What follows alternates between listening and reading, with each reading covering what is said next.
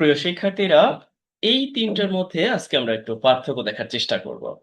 sometime কোনো এক সময়, sometimes মাঝে মধ্যে, কখনো, কখনো, sometime কিছু সময়। এই ৩ টা ব্যাপার স্পষ্টতই পার্থক্য লক্ষণীয়। দ্যাট আমরা অনেক সময় কনফিউশন এ পড়ে যাই কোনটা কিভাবে কি করব। আবার ভালোভাবে একটু চোখ বুলিয়ে নিন, তারপরে এই ৩ টা আপনার জন্য বাড়ির কাজ।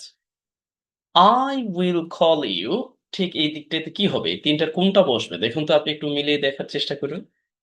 আর এখানে আছে yeah, I go for a walk in the morning।